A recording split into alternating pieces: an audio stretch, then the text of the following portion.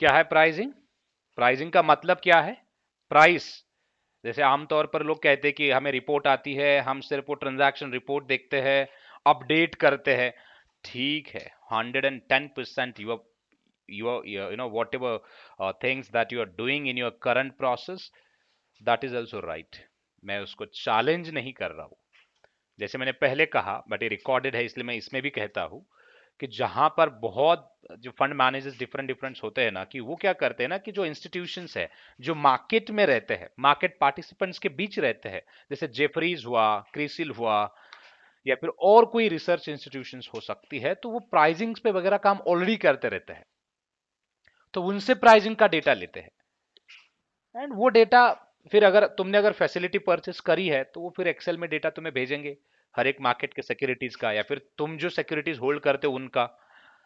तो फिर वो तुम्हें अगर प्राइस आती है तो तुम्हारे प्राइसिंग टीम का काम है, कल अगर सिक्योरिटी किसी एक्स सिक्योरिटी की प्राइस अगर तुमने कल 10 रुपए रिकॉर्ड करी है, तो आज कितना मूवमेंट हुआ है, आज मानो 9 हो गई रहेगी, 9 हुई रहेगी, 10 हुई रहेगी, या फिर कुछ भी हो सकता है, 12 हुई रहेगी, तो वो प्राइस भी आज रिकॉर्ड होना चाहिए in the books of account. तो ये डेली प्राइसिंग जो मूवमेंट है, that should be recorded in the books of fund. इसी के लिए हमारे पास प्राइसिंग टीम है। समझ गए लॉजिक? क्योंकि हर दिन due to volatility you can see the change और मूवमेंट इन द प्राइस। वो प्राइस ऐसे फ्लक्चुएट होती रहती है, प्राइस फ्लक्चुएट होगी होगी होगी, and throughout the day कहीं ना कहीं पे जाकर रुक जाएगी। जो रुकी वाली प्राइस है ना, वो प्राइस चाहिए, ताकि वो प्राइस हम एज्यूम करते हैं कि अगर मैं मानो अगर अगर कोई एक एग्जांपल अपन ले लेते हैं, अगर थ्रू आउट द डे मानो कि एक सिक्योरिटी की प्राइस एक मान लीजिए कि विप्रो का शेयर्स तुम होल्ड करते थे, या फिर एक फंड एक्स फंड जो है ये फंड विप्रो का शेयर्स होल्ड करता है, तुमने ये प्राइस 100 रुपए में लिया था 1 साल पहले। अब इसकी मार्केट प्राइस जो दिखती है, ये तो हुआ एक्विजिशन कॉस्ट है, फिर बुक बुक वैल्यू तुम्हारे लिए बुक वैल्यू हुआ, है ना?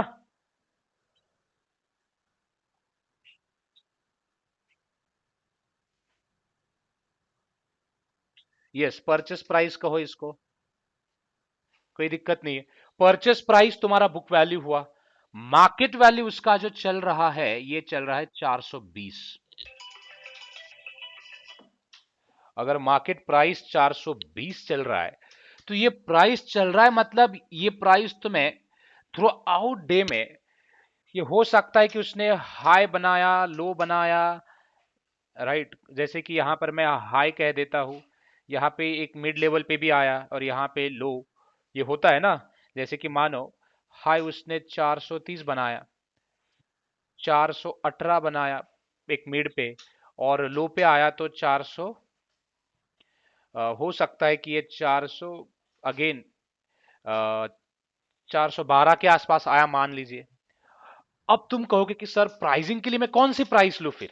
थ्रू आउट द डे में अगर प्राइस ऊपर भी गई, नीचे भी आई, मिड में भी आई, राइट, तो कौन सी प्राइस होगी जो मैं एक विप्रो के शेयर्स के लिए अपडेट कर सकता हूं मेरे बुक्स ऑफ अकाउंट में? मैंने पहले ही कहा कि लिस्टेड सिक्योरिटीज की फेयर वैल्यू होती क्या है? फेयर वैल्यू का मतलब, if I sell the security today, if I sell the security today, how much value that will receive to you, so that, or that value will receive to me, that value that I can consider as a fair value of that security. But मैंने ये भी कहा कि भाई हम बेचने तो वाले नहीं है, लेकिन हम एज्यूम करने वाले कि अगर बेचेंगे तो कितना पैसा मिलेगा, वही फेयर वैल्यू है। अगर मैं आज सिक्योरिटी बेचूं तो मुझे कितना मिलेगा। अगर मैं तुम्हें यही कहूं कि विप्रो नाउ, तो तुम्हें पता है कि मार्केट करंट मार्केट वैल्यू 420 चल रही है। अगर ये हम इस पे भी जाके देख ले, स्टॉक एक्सचेंज के साइट पे जाके देख लेते हैं कि विप्रो की प्राइस क्या है, कि एक विजिबिलिटी रहेगी हमें, कि एग्जाम्पल जब हम लाइव वाला ले तो मजा आएगा।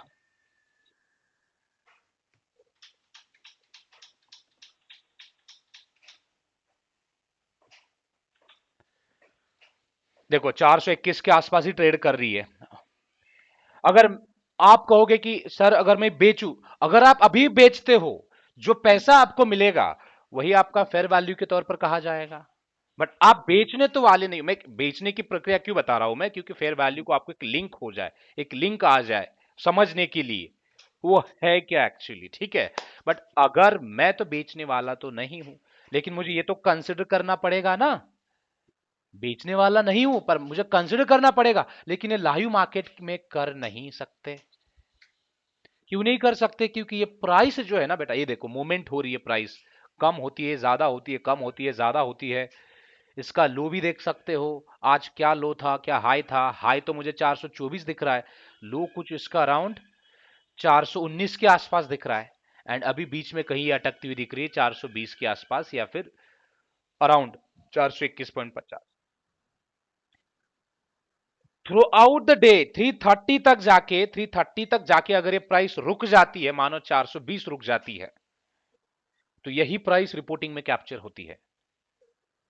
हाँ, उसमें भी दो मेथड्स है जैसे कि रैंडमली नहीं कि भाई चलो वो प्राइस अगर क्लोज हो गई तो, क्लोज मार्केट प्राइस वो हम नहीं लेते हैं, नहीं लेते हैं।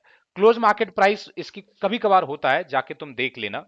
इसकी क्लोज मार्केट प्राइस आज अगर चाहिए तो अगर आप जो खुद कर सकते हो कि ओके सर मुझे ये क्लोज मार्केट प्राइस देखनी है, जैसे आज की विप्रो की क्लोज मार्केट प्राइस दिख सकती है कुछ अलग, जो हो सकती है, मान लीजिए आमतौर पर अगर 420 के अराउंड खेल रहा है तो इसके क्लोज मार्केट प्राइस कुछ 421 है, क्लोज मार्केट प्राइस ये उसकी इतनी दिख रही है। मार्केट जब 330 को जब क्लोज हुआ,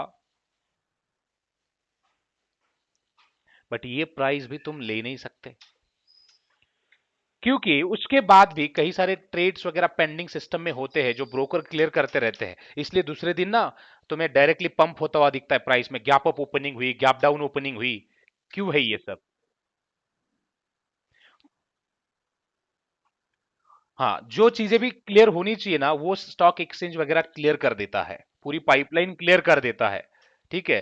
क्लियर होने के बाद उस दिन जो भी last sale try sorry last sale trade price, last sale trade price जो भी होगी ऑफ दैट पर्टिकुलर डे, अगर वो प्राइस मान लीजिए कि 421.10 है एंड वो प्राइस बायर ने बाय करी है, वो प्राइस मानी जाएगी प्राइसिंग के लिए। एंड वही प्राइस तुम देखना मार्केट जब क्लोज होता है तो ये भी जो प्राइस होती है ना, ये प्राइस भी तुम्हें कहीं ना कहीं पे अपडेट होती हुई दिखेगी, मतलब यही दिखने लगेगी, लेकिन वो थोड़े समय बाद दिखती है, 3:30 बजे डायरेक्टली नहीं दिखती है। तुम कभी भी ऐसे 3:30 बजे स्क्रीन ओपन करके देख लेना, अगर वो डायरेक्टली 3:30 बजे 421 को अगर वो क्लोज होता हुआ दिखता है तो उसके बाद तुम्हें प्राइस में चेंज दिखेगा। वो प्राइस होती है लास्ट सेल ट्रेड प्राइस, जो थोड़ी देर बाद अपडेट होती है। वो price that we consider to update in that your fund accounting system. ये जो है ये वोलाटिलिटी है, ये जो हाई जा रहा है लो जा रहा है, ये वोलाटिलिटी है।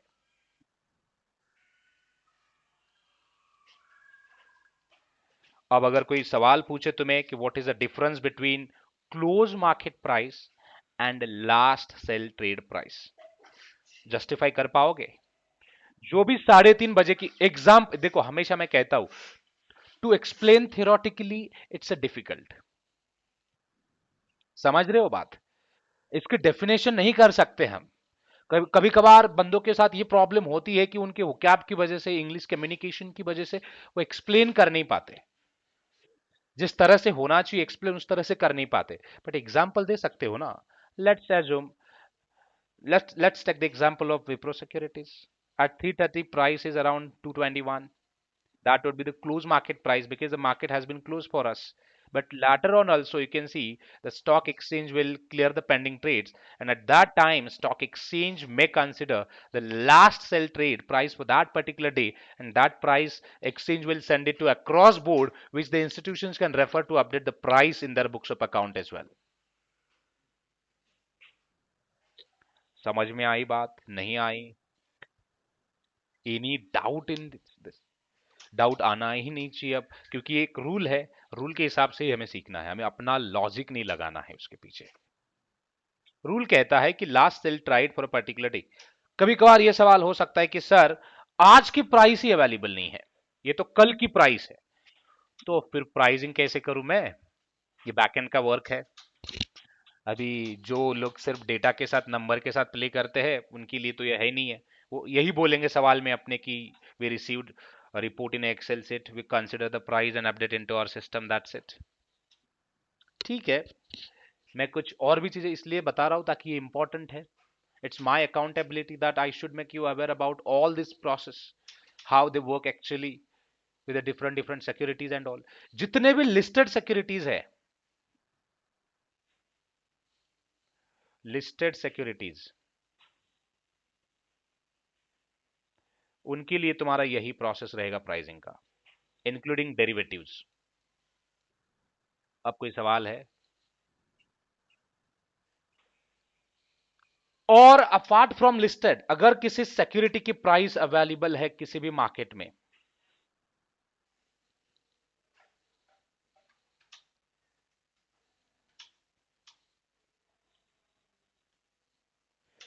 उसके लिए भी यही प्राइस तुम रेफर कर सकते हो। मानो कोई बॉन्ड है, किसी सेलर ने बेचा, अगर उसी बायर ने उसको बाय किया तो वो प्राइस उस दिन की प्राइस मानी जाएगी उस बॉन्ड की। अब फिर भी सवाल हो सकता है, जैसे हमें सिक्योरिटी के केस में तो प्राइस मिल गई, अगर मैं कहूँ कि बॉन्ड के केस में क्या होगा? आजकल तो बॉन्ड ट्रेडेबल भी होते, तुम्हें पता है।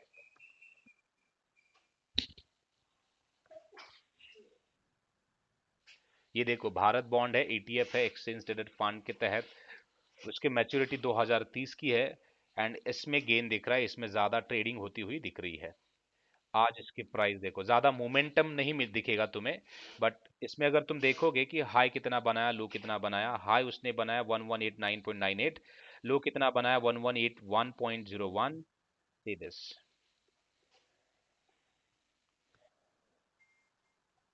तो मतलब इसका प्राइसिंग अगर अवेलेबल है तो मुझे इसका वैल्यूएशन करने की क्या जरूरत है? क्या कुछ नहीं है ना, प्राइसिंग अवेलेबल है तो वही मैं लेने वाला हूँ कहीं ना कहीं पे। हाँ, लेकिन उसके ऑथेंटिकेशन करने के सोर्सेस अपने होते हैं, जो इसलिए हर इंस्टीट्यूशंस, जो मार्केट प्लेयर्स होते हैं, जो रिसर्च और ये वैल्यूएशंस के ऊपर काम करते हैं, उनको ये कॉन्ट्रैक्ट दे देते हैं कि भाई आप कर लो, हमारा समय बच जाएगा, हमारी टीम सिर्फ अकाउंटिंग करेगी। क्योंकि एक अकाउंटिंग टीम के लिए तो क्या चाहिए? उनको सिर्फ इनपुट चाहिए, तो वो अपना सिस्टम मेंटेन करेंगे। हाँ, जो मैं लास्ट ये पॉइंट था कि अपना अगर सिक्योरिटी की प्राइस अवेलेबल नहीं है, तो भाई जो लास्ट प्राइस जो तुमने अपडेट की थी, अगर उसमें 30 डेज का भी डिफरेंस है तो कोई दिक्कत नहीं, तुम वही प्राइस रेफर कर सकते हो, लास्ट प्राइस ही आज के लिए रेफर कर सकते हो। अगर उसमें ट्रेड ही नहीं हुआ है तो कोई, इसका मतलब ये होता है कि भी कोई ज्यादा प्राइस देने ही नहीं वाला है। nobody yes, nobody is interested to pay the high value to your securities, that's it। उसी पे डिमांड कांस्टेंट रहेगी। उस हाँ हाँ।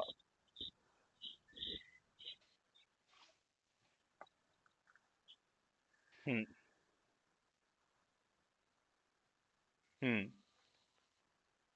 जो जुलाई का प्राइस होगा वही अगस्त में काम करेगा। लास्ट प्राइस जो तुमने सिस्टम में अपडेट किया था, मानो कि अगर 10 रुपए किया था, तो 10 रुपए ही तुम एज इट इज प्राइस रख सकते हो, कोई दिक्कत नहीं उसमें। ये पूरे जो डिसिप्लिन है ना, अकाउंटिंग स्टैंडर्ड्स 39 हुआ या फिर IFRS 13 है, उसमें भी दिया गया है कि पूरा level 1 security, level 2 security, level 3 securities, ये पूरे लेवल वाइज दिए गए, बट वो उसमें मैं लेके नहीं जाना चाहता हूँ तुम्हें फिलहाल, क्योंकि वो थोड़ा सा एडवांस काइंड ऑफ डिस्कशन है। सो तुम एक्सपेक्ट नहीं करोगे, क्योंकि तुम्हारे एक्सपीरियंस के हिसाब से मैं अभी नहीं बताऊंगा, लेकिन जब भी मौका मिले, जब तुम जॉब पे लग जाओगे वगैरह कहीं पे भी, then definitely will cover that point as well. ठीक है। तो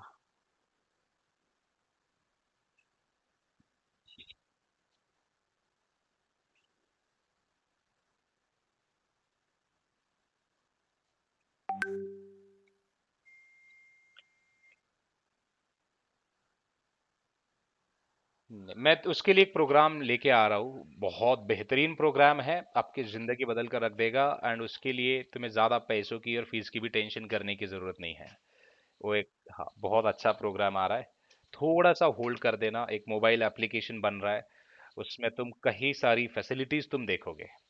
जीएमटी का मोबाइल एप्लीकेशन लॉन्च होने में एक थोड़ा सा, ये लाइव मैं कर दूंगा, अगर जैसे ही लॉन्च हुआ ना तो लाइव कर दूंगा।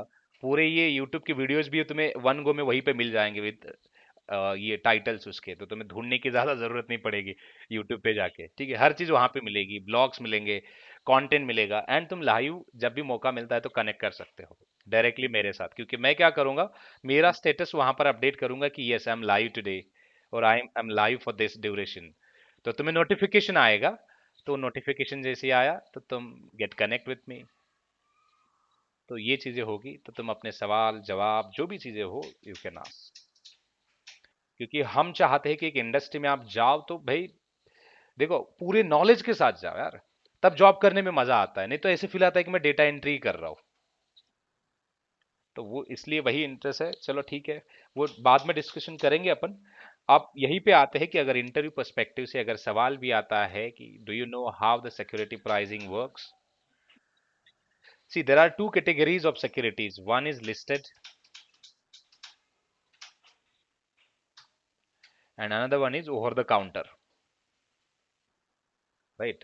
But apart from that, again you can categorize in two ways. One which is liquid and another one is illiquid. Liquid मतलब जो लिस्टेड सिक्योरिटीज है वो पूरे लिक्विड कैटेगरी में आते हैं।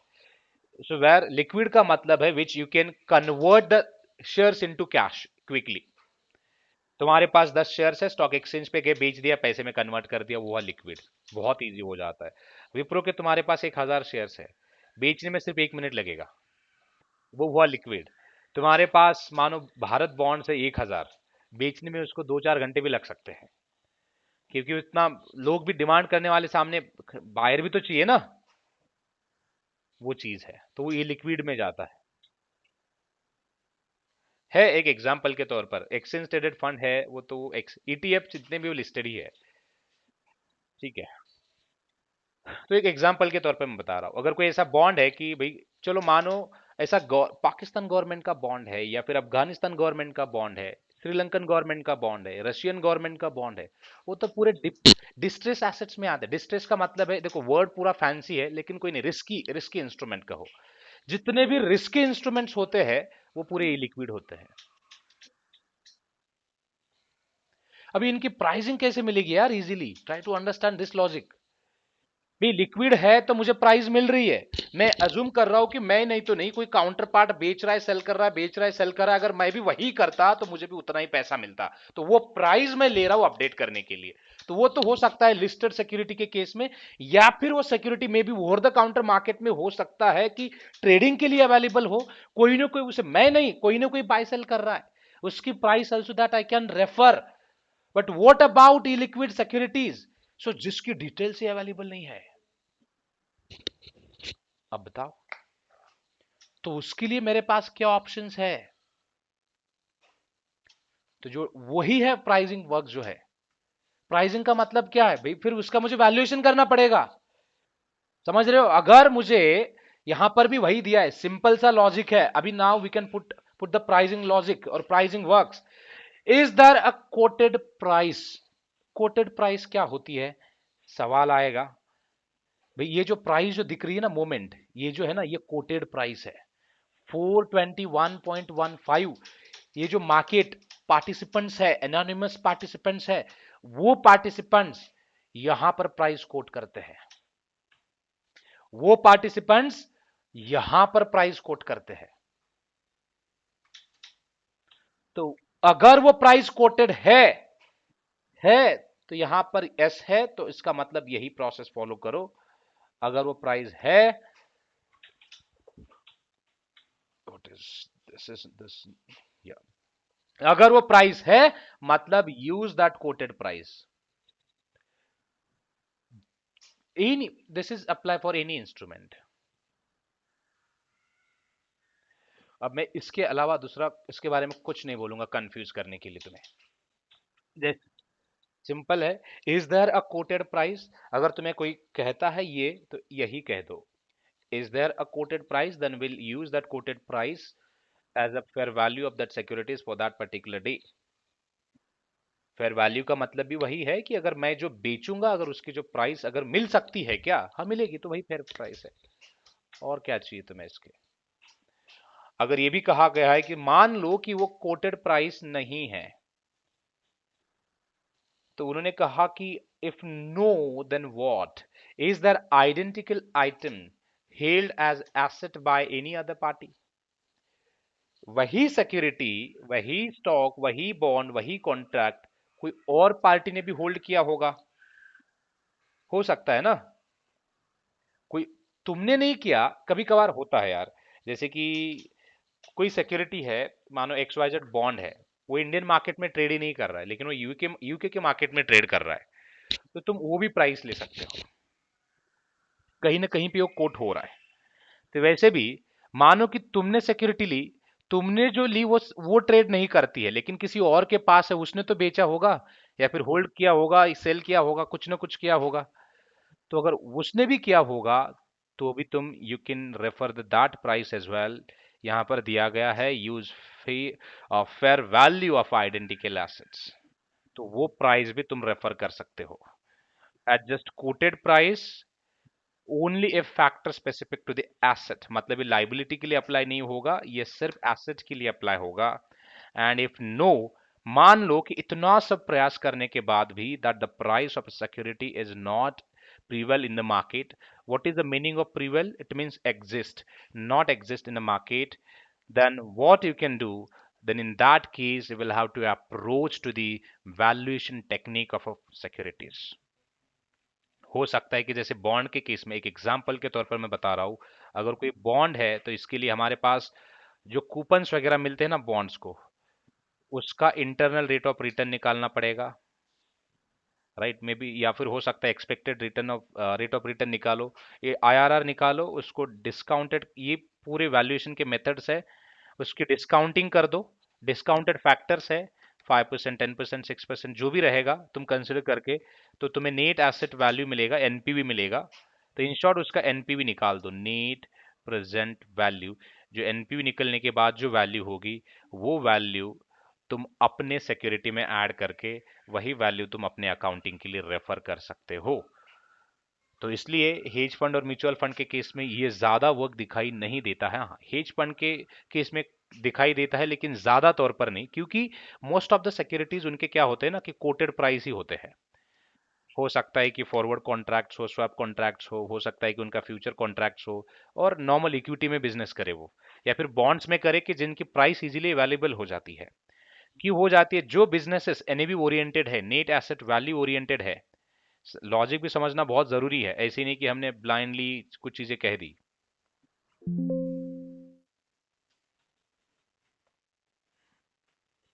अगर मानो कि एनएवी ओरिएंटेड बिजनेस है, तो एनएवी तो हमारा डेली जाएगा। अगर डेली एनएवी जाएगा, तो मैं ऐसी कोई इक्विटी ले रहा हूं, या फिर ऐसी कोई इन्वेस्टमेंट कर रहा हूं जिसका वैल्यूएशन करना डिफिकल्ट है, कॉम्प्लेक्स है, बहुत कॉम्प्लेक्स है, तब तुम एनएवी अपनी पब्लिश ही नहीं कर पाओगे। तो तुम्हें फिर टेम्पररी एनएवी जनरेट करनी पड़ेगी, उसको एक्सेप्ट करके कि मैं, या फिर उसको तुम जो परचेस प्राइस ही है उसी को, अगर उसमें ज्यादा ही अगर फॉल वगैरह है, तो वो कंसिडर करके कमेंटिंग करके वो एनएवी तुम्हें, एक टेम्पररी एनएवी तुम्हें प्रोड्यूस करनी पड़ेगी और भेजनी पड़ेगी। बट वो वैल्यूएशन सही नहीं होगा। अगर वैल्यूएशन सही नहीं, तो मैनेजमेंट फीस कैसे सही होगी, या फिर बाकी सारे जितने भी एक्सपेंडिचर जो एनएवी बेस तुम चार्ज करते हो, तो वो भी सही नहीं होंगे। तो अब बताओ, तो तुम्हारी अकाउंटिंग पूरी गलत हो जाएगी। तो ये बहुत सारे इंस्टीट्यूशंस जो है, बेसिकली हेज फंड और म्यूचुअल फंड्स एंड जो फंड ऑफ फंड्स वगैरह है, तो ऐसे सिक्योरिटीज में इन्वेस्ट ज्यादा करने का सोचते हैं कि जो सिक्योरिटीज जिसकी प्राइस कोटेड हो कहीं ना कहीं पे, लिस्टेड हो। हाँ, कोटेड कहो, वो लिस्टेड मतलब लिस्टेड मार्केट में भी हो सकता है, जैसे एनएससी बीएसई, या फिर ओवर द काउंटर मार्केट में भी उसका डेटा बहुत सारे एजेंसीज आजकल मेंटेन करते हैं, तो वो भी हुआ तो भी चलेगा। तो वैसे, हाँ, तो रही बात सर कि अगर मुझे एक बात बताओ, तुम्हारी बात अब मुझे समझी, ठीक है, वैल्यूएशन के टेक्निक भी समझी, जैसे कि अगर बॉन्ड है तो उसके कूपन वगैरह हम क्या करेंगे, भविष्य में मिलने वाले कूपन्स को, उसकी आज वैल्यू कैलकुलेट करेंगे, उसी को कहते हैं नेट प्रेजेंट वैल्यू। वो कैसे करेंगे, डीसीएफ के थ्रू करेंगे। अब ये तुम्हें कोई पूछेगा नहीं पूछेगा, वो उसी के ऊपर डिपेंड करता है। अगर कोई सीएफए वाला बंदा है, तो you may expect question on this part as well. तो उसका तुम रीडिंग कर दो, ठीक है। बट वो तो बात ठीक है, चलो तुमने जो कहा कि भाई चलो ई लिक्विड है ही, अब सिक्योरिटी क्या करे, वो है ही है, या फिर वो रिस्क की सिक्योरिटी है, तो उसके लिए कई बार साइड पॉकेट इन्वेस्टमेंट फंड भी बनाए जाते हैं, जिसका वैल्यूएशन कॉम्प्लेक्स है, उसके लिए साइड पॉकेट इन्वेस्टमेंट बनाया जाता है एंड उसमें उसका वैल्यूएशन कर देते हैं। एक टेक्निक है जहां पर क्योंकि इलिक्विड सिक्योरिटी का वैल्यूएशन, डेली वैल्यूएशन करना सही नहीं होगा एंड होता भी नहीं है, अगर जिसमें ट्रेडिंग ही नहीं हो रहा है तो वैल्यूएशन करके क्या करोगे। तो उसका वैल्यूएशन क्वार्टरली किया जाता है एंड अगर ज्यादा ही जरूरत पड़ी तो मंथली किया जाता है, ठीक है। एंड तब उसका फेयर वैल्यू निकाला जाता है एंड वो वैल्यू प्राइसिंग के लिए या फिर अकाउंटिंग के लिए अपडेट किया जाता है।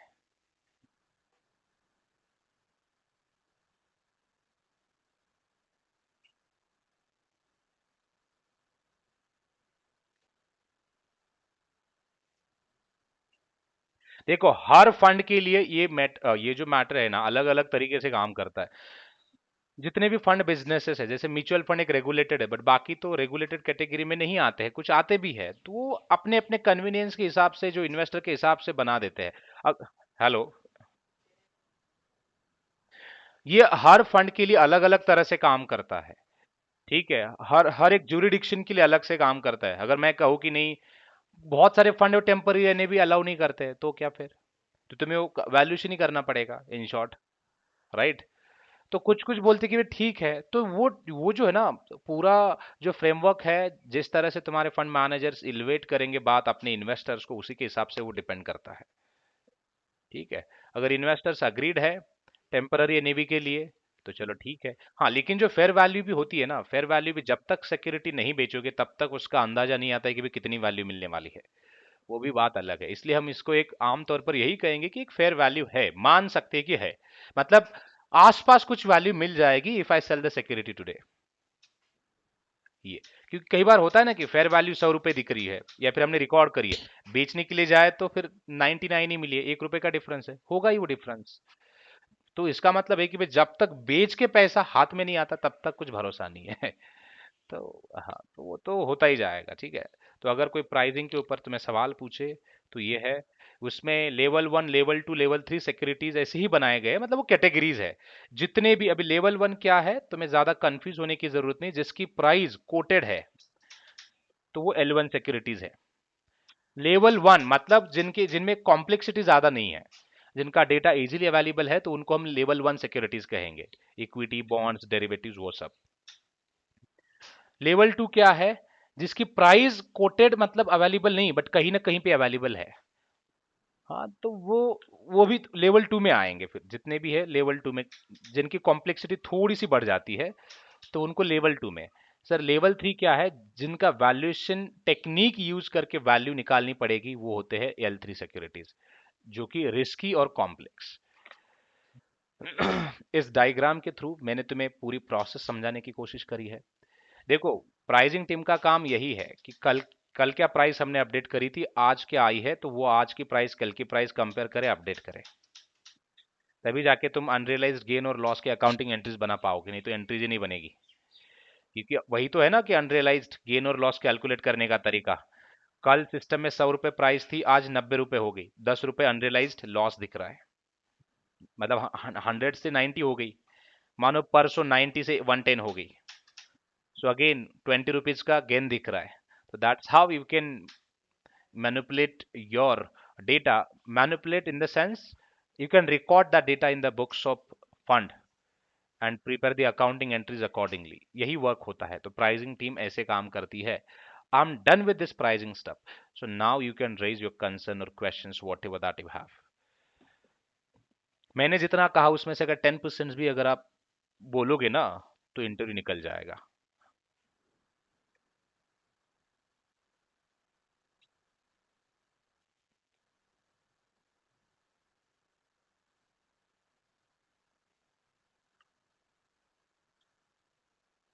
हम्म, सोचो जरा, टेम्पररी है क्या वो सोचो, तुम्हारी डेडलाइन है आज 1 बजे की, अभी वो डेडलाइन मेट करना है, राइट। जैसे आमतौर पर हर एक फंड के लिए थ्रेशोल्ड दिया जाता है, जैसे इक्विटी का है तो 10%, बॉन्ड का है तो 5%, गवर्नमेंट सिक्योरिटी का है तो 5%, may be money market instruments का है तो 5%, 10%, डिपेंड करेगा, डेरिवेटिव का है तो 10%। वो भी थ्रेशोल्ड क्या है, एक्सेप्शन दिया गया है कि भाई अगर अप टू इतना डिफरेंस दिख रहा है तो still you can publish the NAV and put a proper comment कि ये इसका इन्वेस्टिगेशन करेंगे, एंड बाकी इसका जो भी एडजस्टमेंट रहेगा, एक तो बाद में हम अगर ये इमीडिएटली मिल जाता है तो हम फिर से रिकरेक्ट करके भेजेंगे। फॉर अ टाइम बिंग वो एनईवी आप कंसिडर करो, एंड जब हम नई एनईवी देंगे तो वो कंसिडर करो, या फिर ये डिफरेंस जो भी होगा आफ्टर इन्वेस्टिगेशन ये नेक्स्ट डे के एनईवी में एडजस्ट हो जाएगा। यही तो टेम्पररी एनईवी है, तुम जो थ्रेशोल्ड देते हो। बट ऐसा अभी मैं कह रहा हूं कि इलिक्विड सिक्योरिटी में भी तुम्हें पता है कि इसको वैल्यूएशन करने में समय लगेगा, तो ये तो इमीडिएटली होने नहीं वाला है। जैसे डिविडेंड के केस में हो गया, ड्यू टू डिविडेंड कुछ इनकम एक्टिविटी ऐसे हुई, या फिर मान लो कि कोई तुमने ट्रेड या फिर तुम्हारे किसी टीम ने ट्रेड इनकरेक्टली रिकॉर्ड कर दिया था जिसकी वैल्यू में ज्यादा डिफरेंस आ गया, बड़ा ट्रेड था, 10 रुपीज से रिकॉर्ड होना चाहिए था, वो 8 रुपीज से ही रिकॉर्ड हुआ। अभी 8 रुपीज से रिकॉर्ड होने के कारण एनईवी में ज्यादा डिफरेंस आ रहा है जो कि मोर देन 50% का है। But at this point of time इसके इसकी कोई भी रिस्पॉन्सिबिलिटी कोई भी टीम नहीं ले रही कि इसकी 10 रुपए प्राइस है, जो कि 10 रुपए से रिकॉर्ड होना चाहिए था, वो नहीं हुआ।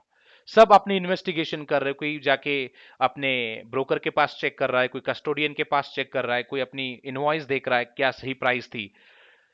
तो इस केस में तुम्हें पता है, देखो पूरा डेटा सिस्टमैटिक वैसे होता है, किसी न किसी टीम ने गलती करी हुई है, किसी ने किसी टीम ने गलत रिकॉर्ड किया हुआ है, ये मसला है। ये तुम्हें पता है कि ये रिजॉल्व हो जाएगा, बट डेडलाइन अभी है, अभी के अभी तो रिजॉल्व नहीं होगा, इट विल टेक टाइम। तो उसकी फिर कमेंट्री करके तुम एक टेम्पररी, कई बार क्या होता है ना कि टेम्पररी ने भी जनरेट करना क्यों जरूरी है, ये रेगुलेटर की भी रिक्वायरमेंट होती है कि भाई अभी के अभी दे दो, हमें पता नहीं बाकी जो भी अगर पेंडिंग चीज है तो उसका ये कमेंट्री मेंशन करो कि क्या पेंडिंग है, किस लिए है, उसका नोट मेकिंग करो। नॉर्मल जब हमने ग्रेजुएशन या फिर 12th स्टैंडर्ड में भी जब सीखा है ना, तो वहां पर भी हर पीएनएल ट्रेड बुक इन सब के नीचे ना हम नोट नोट लिखते थे, या फिर नोट में वर्किंग नोट लिखते थे स्पेशली, जहां पर रेंट वगैरह हम प्रीपेड वगैरह करते हैं या क्रूड वगैरह कुछ है तो उसका हम डेज में या फिर मंथ में पूरा स्प्लिट करके रिकॉर्ड करने की कोशिश करते हैं, तो वो नोट मेकिंग करते थे उसकी, वैसे ही नोट मेकिंग हम एनएवी के बुक में करते हैं, एनएवी के रिपोर्ट में करते हैं कि हमने हमारे पास एक पेंडिंग ट्रेड ये है एंड उसका इन्वेस्टिगेशन ऑनगोइंग है, जहां पर प्राइस प्राइम सोर्सेस के प्राइम फेसिया जो भी है according to that the price should have 10 rupees, but now we can see 8 rupees price for par securities, due to that there is a discrepancy in the need price value and which is more than 10% or 50%, whatever it is that you can highlight, and वो comment वो report that you can send it to the respective admin, क्योंकि admin का काम है कि वो verify करे, auditor का काम है कि वो ऑडिट करे, ठीक है। एंड अगर तुम्हें 2 घंटे बाद अगर उसका मानो कि इन्वेस्टिगेशन मिल गया है, फिर किसी टीम ने मानो डिविडेंड टीम ने तुम्हें कंफर्म कर दिया कि हाँ ये रिकॉर्ड इनकरेक्टली हुआ था, तो फिर वो रिवर्स भी करके देंगे ना, वो रिकॉर्ड भी करके देंगे, तो उसके बाद तुम जो भी एनईवी फिर से पब्लिश कर सकते हो। या फिर अगर वो तुम्हें कंफर्म है, 110% कंफर्म है कि 2 रुपए वो जो है वो गलत हुआ है तो वो सही होने ही वाले हैं, तो तुम उस केस में टेम्पररी एनईवी भेज सकते हो, कोई दिक्कत नहीं है। हाँ लेकिन ये है कि भाई जो 10 रुपए की प्राइस है कोई कंफर्म ही नहीं करेगा, अभी ये इलिक्विड के केस में ज्यादा हो सकता है, एक तो बायर एंड सेलर कम है, रिपोर्ट भी उसकी मुश्किल से मिल जाएगी, तो कैसे करोगे। तो इसलिए बहुत सारे funds specially hedge funds side pocket funds बनाते हैं। Side pocket is nothing much, मतलब एक ही फंड है उसके दो तरह से, दो लेवल पे अकाउंटिंग होती है, एक रिस्की लेवल इंस्ट्रूमेंट्स के लिए, एक नॉर्मल इंस्ट्रूमेंट्स के लिए, एंड रिस्की इंस्ट्रूमेंट्स के लिए सेपरेट एनएवी दिया जाता है और प्रिपेयर भी किया जाता है। एंड जैसे मतलब एक फंड दो एनएवी कह सकते हो, सिंपल। हाँ। हम्म।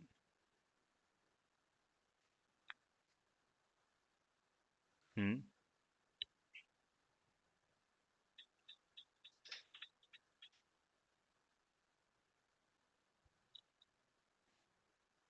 देखो डिपेंड करेगा, तुमने अगर बाय किया तो तुमने एसेट ज्यादा दिखा दे इवेंचुअली, कि जब तुम परचेस करते हो तो तुमने एसेट ज्यादा दिखा दी।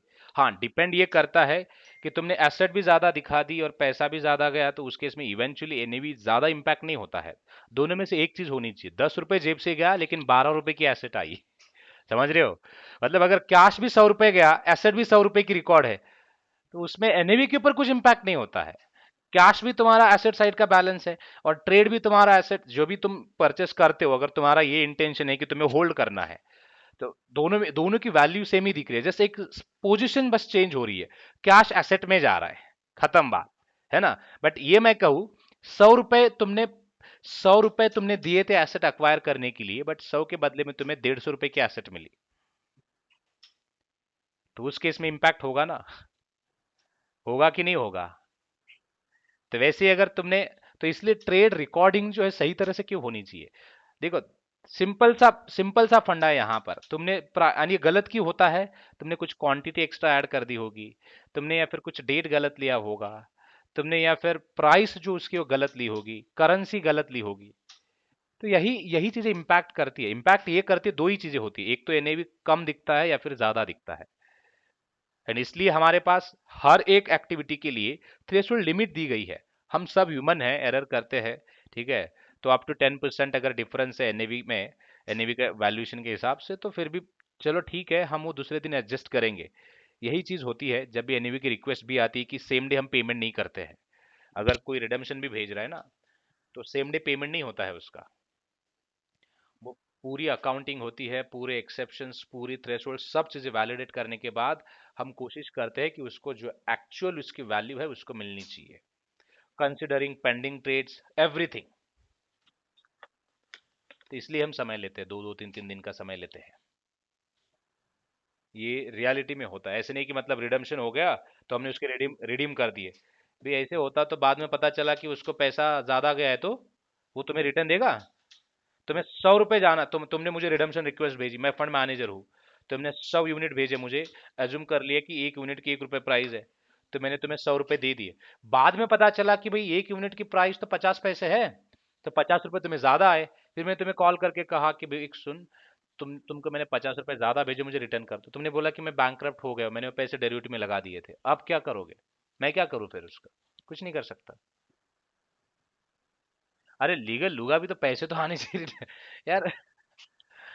तुमने क्यों प्रोसेस गलत कर दी, किसने बोला गलत करने के लिए, वो तो बोलेगा कि मैंने तो 1 रुपए, तो उसने वो अज्यूम करेगा। तो यही है कि एक्सेस रिडम्पशन वैल्यू पे करना तो ऐसे जानी नहीं चाहिए।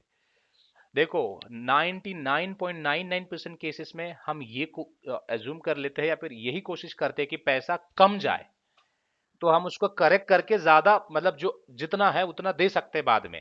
इसलिए जितने भी अभी मार्केट में रूल ही है, मार्केट में ये रूल है कि भाई अगर कोई रिडम्पशन भी कर रहा है या फिर कुछ भी करता है, तो 80% पैसा आज दे दो, 20% 2 दिन बाद दे दो। क्यों वैसा, क्योंकि फिर अकाउंटिंग करो, देखो, रिकंसिलिएशन करो, पूरी चीजें वैल्यूएट करो, एंड देन उसको पे कर दो। बाकी की 20% वो एडजस्टेड वैल्यू होगी उसकी। समझ गए लॉजिक। नॉर्मल अगर इक्विटी में बाय सेल भी करते हो तो वही होता है, तुम अगर बाय करो तो पूरा पैसा लेता है ब्रोकर, बट तुम सेल करो तो तुम्हें सिर्फ 80% पैसा रिटर्न करता है, बाकी 20% 2 दिन बाद देता है वो, फुल कंसिडरेशन। क्यों देता है वैसे, वो देखता है कि तुम्हारी सिक्योरिटी तुम्हारे अ, जेब से जाके दूसरों को मिलने तक, एंड उसका प्राइस वगैरह जो भी रहेगा, तो वो होने तक वो 20% मार्जिन अपने पास रखता है, एंड देन आफ्टर वो रिटर्न कर देता है तुम्हें। वो सिर्फ वो ब्लॉक करता है, रखता है मतलब वो ब्लॉक करता है। ट्रेडिंग चार्जेस की बात नहीं है यार, ट्रेडिंग चार्जेस तो पहले ही काट लेगा। होता है कई बार ऐसे होता है कि सडनली मार्केट में इतना फॉल आ गया, इतना फॉल आ गया कि जिस प्राइस के लिए तुमने सिक्योरिटी बेची थी वो तो प्राइस ही नहीं मिली, वो कहीं बीच में अटक गई। तो जैसे तुमने 10 रुपए की ऑर्डर लगा दी थी, 50% एग्जीक्यूट हुए, एंड बाद में उसकी प्राइस 2 रुपए हो गई डायरेक्टली, 8 रुपए का डिफरेंस बहुत ज्यादा होता है। तो उस केस में तुम्हारी 10 रुपए की सिक्योरिटी कोई नहीं लेगा।